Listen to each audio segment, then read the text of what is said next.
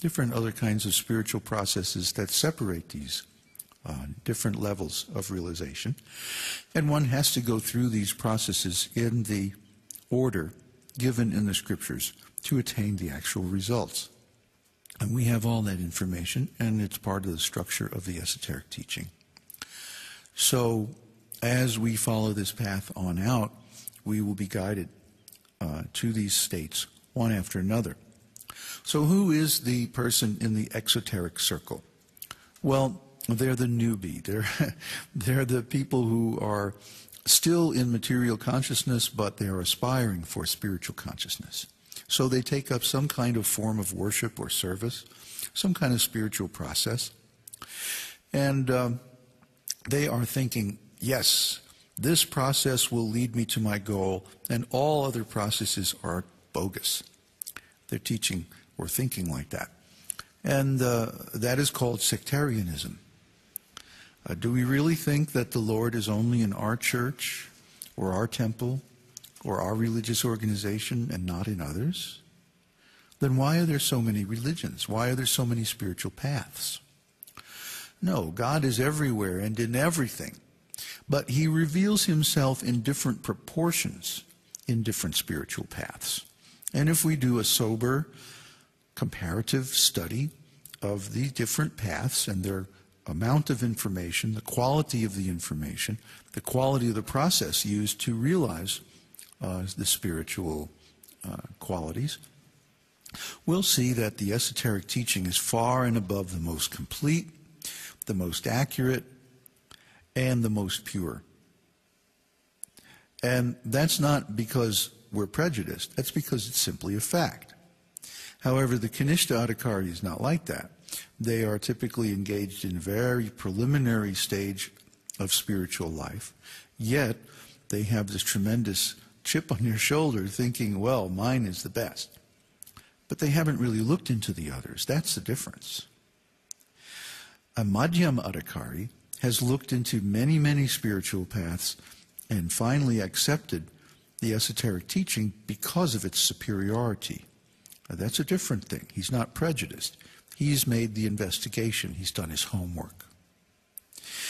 So the Madhyama Adhikari steps forward and takes initiation from the bona fide spiritual master in the disciplic succession of the esoteric teaching, and accepts this teaching coming down from Krishna himself, and then practices it until he attains realization and can join the esoteric circle of master teachers. Because he has become fully self-realized, he can teach other people how to realize God. Now, the Kanishta Adhikari, the neophyte in spiritual life, cannot tell who's actually self-realized because he does not know the difference between matter and spirit. So he cannot tell when someone else is realized, and he himself doesn't even know what self-realization is. He cannot explain the difference between spirit and matter, and he cannot explain the spiritual path, the mechanism of devotional service, or how it all works. So we do not want to take shelter of a neophyte spiritual teacher because he can only take us as far as he is himself. We want to find an authentic spiritual master, a master teacher of full realization, one who knows God personally, who has a direct personal relationship with God. This is the person who can take us all the way. So we want to search and find out who is in the esoteric circle. And of course, this can take a long time. There's a lot of details, information to go through, a lot of things to think about. But ultimately, it's dependent upon our sincerity. If we sincerely pray to the Lord that, oh, my dear Lord, I want to realize you in fullness. I want to be able to please you by my service. I want your eternal companionship and love. And I want to serve you eternally. Please guide me. Please send me a teacher who can take me to the ultimate stage of complete self-realization. This is the way to get a bona fide spiritual teacher. The problem is, in the beginning, we're not self-realized, and we can't recognize a true spiritual teacher. We have to rely on the mercy of the Lord. And as we do take shelter of the Lord more and more, then He will arrange everything.